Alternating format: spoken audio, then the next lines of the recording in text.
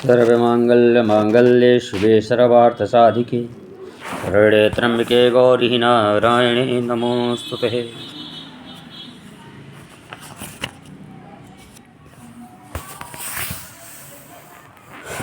देशांतर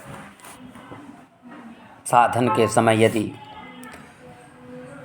जन्म स्थान और पंचांग में से एक ग्रीनविच से पूर्व और दूसरा पश्चिम स्थित हो तो ऐसे में दोनों स्थानों के रेखांशों के योग में 4 से गुणा कर घटादि और 10 से गुणा कर घट्यादि देशांतर प्राप्त होता है। देशांतर का धन या ऋण पूर्व नियमानुसार जानना चाहिए। चरांतर साधन जन्म स्थान और पंचांग स्थान के चारों का अंतर चरांतर होता है, अतः दोनों स्थानों का चर साधन करना पड़ता है, जिसे साधन करना आगे बताया जाएगा। जन्म स्थान का चर अधिक होने पर चरांतर धन अन्यथा ऋण जानना चाहिए, अथवा धन या ऋण चरांतर का निर्माण इस प्रकार करना चाहिए। जन्म स्थान के अक्षांश से पंचांग स्थान का अक्षांश कम हो तथा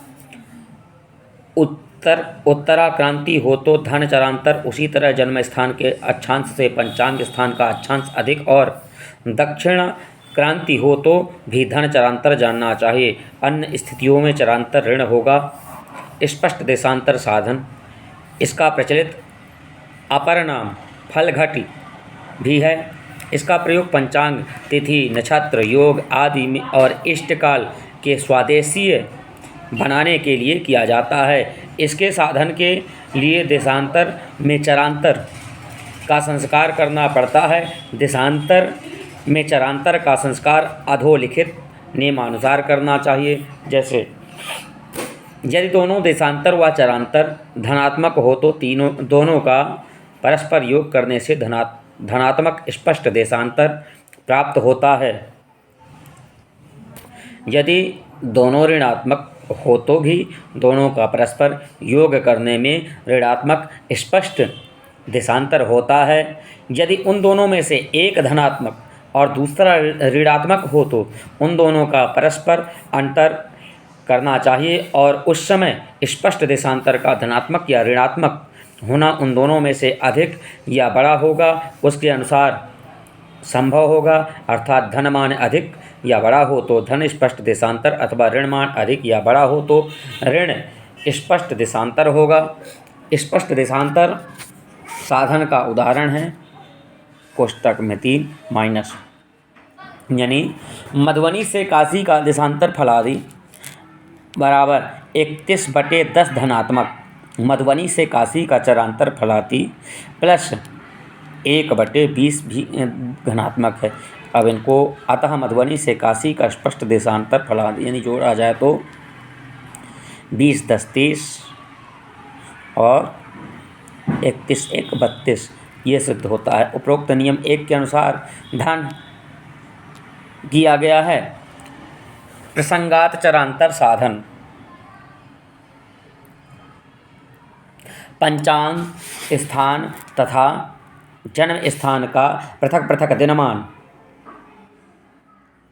लाकर उन दोनों दिनमानों का दिनार्थ बनाए, तदंतर पंचांग स्थानीय और जन्म स्थानीय से दिनार्थ का अंतर करे। वह अंतर चरांतर फलादि होता है। उस चरांतर फलादि के धन या ऋण का निर्णय ऐसे करना चाहिए। यदि जन्म स्थानीय दिनार अधिक या बड़ा हो तो चरांतर फल धन एवं ऋण आदि पंचांग स्थानीय दिनार्थ अधिक या बड़ा हो तो चरांतर पर ऋण होता है। इस प्रकार प्राप्त चरांतर धन या ऋण का उपयोग भी स्पष्ट देशांतर साधन के लिए किया जाता है। चरांतर साधन का उदाहरण जैसे काशी का दिनमान 30/51/13 है तो मधुबनी का दिनमान 30/53/52 है। अब काशी का दिनार्थ 15/25/36, मधुबनी का दिनार्थ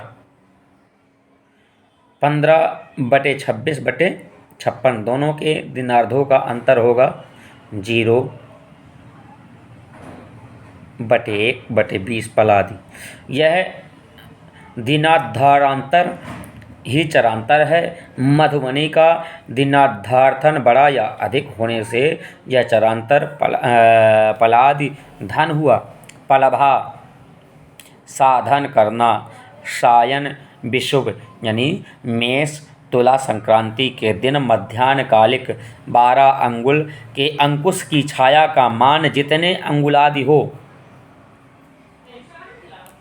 उसे ही पलभा कहा जाता है। वह पलभा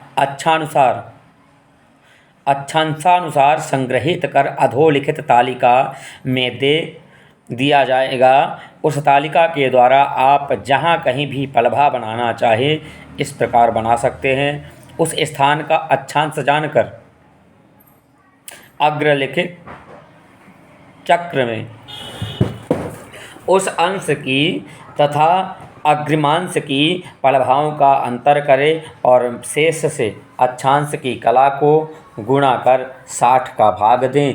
जो उपलब्धि होगी उसे गतांश संबंधी पलभा से जोड़ने पर अभिष्ट स्थान की पलभा ज्ञात होगी।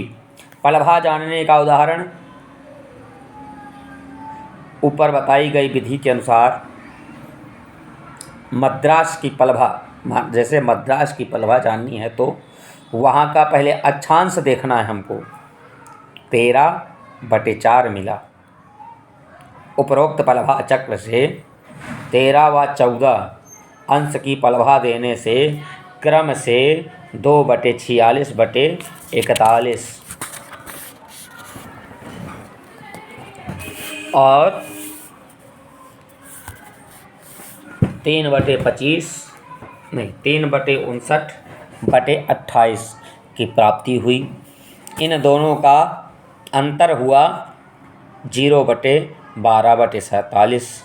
इससे अक्षांश की कला 4 से गुणा किया और 60 के भाग दिया तो लब्धि 0/0/51 प्राप्त हुई। इसको प्रथम पलभा अक्षांश 13 संबंधी 2/46/41 में यथा स्थान जोड़ने पर 2/47 बड़े 32